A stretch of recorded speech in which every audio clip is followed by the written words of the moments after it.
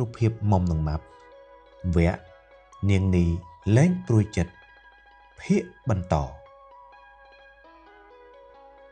ពួកគេទៅដល់ផ្ទះសុកអូក្រោមផ្ទះបងសុកមានគ្នាច្រើនណាស់ណោះបើអញ្ចឹងពួកឯងទៅចុះណាខ្ញុំនៅស្ដាប់ពីចម្ងាយមកម៉ាប់យើងទៅមុំម៉ាប់តាមកចូលមកពួកខ្ញុំកំពុងចង់ជួបឯងផងបងធ្វើអីនឹងក៏មានគ្នាច្រើនម្លេះមុនដំបូងពួកខ្ញុំមកពឹងសុកឲ្យជួយបំភ្លឺចំណោទមួយហ្នឹងណាហើយឥឡូវនេះការបំភ្លឺចំណោទចប់ហើយតែសុកកំពុងនាំពួកខ្ញុំរំលឹកសេចក្តីពន្យល់របស់លោកគ្រូពេទ្យដែលលោកគ្រូពេទ្យអញ្ជើញមកពីថ្ងៃមុនតែគាត់បានពន្យល់បងពីអ្វីខ្លះទៅបងគឺជំងឺដែលបណ្ដាលឲ្យជើងរបស់ខ្ញុំពិការហើយទៅថ្ងៃមុខបើប្អូនយើងណាម្នាក់មិនបានចាក់ថ្នាំបង្ការវាទេគេនឹងអាចកើតជំងឺដូចខ្ញុំនេះដែរអូសំខាន់ណាស់សូមប្រាប់ខ្ញុំផងបងគឺជំងឺគ្រុនស្វិតដៃជើងហ្នឹងណាបើអញ្ចឹងជើងនេះក៏ស្វិតមកពីជំងឺហ្នឹងដែរមែនទេបងត្រូវហើយម៉ាប់ហើយក្នុងពេលនេះសុកបបួលពួកខ្ញុំពីគ្រោះគ្នាដើម្បីជួយនេះឲ្យបានទៅរៀនដោយពួកយើងដែរហ្នឹងណានេះពិតជារកអស់ប្រទះជើងងាប់មែនពួកខ្ញុំមកក្នុងពេលនេះក៏ព្រោះតែរឿងនឹងដែរណាបងតើបងរកឃើញមធ្យោបាយហើយឬនៅពួកខ្ញុំបានទទួលយកយោបល់របស់នាតហើយតែពួកយើងត្រូវស្ដាប់យោបល់របស់មុំនិងម៉ាប់ផងព្រោះពួកគេខំដើរមកប្រញាប់ប្រញាល់ណាស់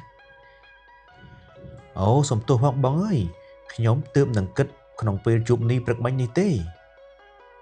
និយាយមកមុំពួកខ្ញុំចាំស្ដាប់ហើយមិនគិតថាល្អឬមិនល្អខុសឬត្រូវអីទេណា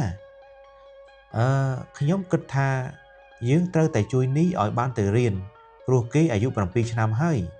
ម្យ៉ាងទៀតគេកំពុងតែព្រួយចិត្តខ្លាំងណាស់គំនិតនេះដោយគំនិតសុកអញ្ចឹងចុះដំណោះស្រាយនោះគឺរកមធ្យោបាយធ្វើដំណើរឲ្យនេះតែមិនមែនជាឈើស្ពាមទេ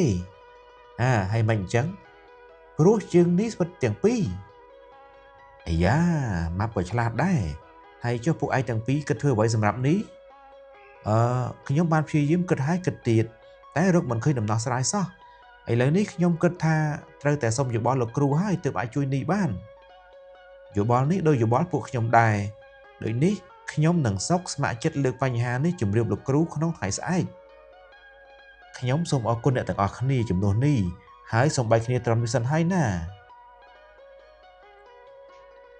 ព្រឹកថ្ងៃច័ន្ទហើយកូនទាំងពីរមានការអីនឹងជំរាបប្រសាសន៍លោកគ្រូពួកខ្ញុំចង់ជម្រាបលោកគ្រូអំពីបញ្ហាមួយនិយាយតាមធម្មតាមកណាបាទលោកគ្រូមានកុមារីម្នាក់ឈ្មោះនីអាយុ7ឆ្នាំជើងរបស់នាងស្វិតទាំងពីរតែនាងចង់មករៀនដោយពួកខ្ញុំដែរហើយតើនាងនៅឯណាទៅបាទនាងនៅឯចុងភូមិឯណោះ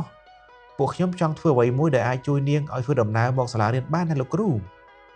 សូមលោកគ្រូជួយនាងផងនាងគួរអាណិតណាស់និងគួរឲ្យរាប់អានណាស់លោកគ្រូកូនមានសប្បុរសធម៌ល្អណាស់ចាំដល់ថ្ងៃប្រហ័សអ្នកដែលទំនេរកុំភ្លេចជូនខ្ញុំទៅជួបនាងណាសូមអរគុណហើយលោកគ្រូ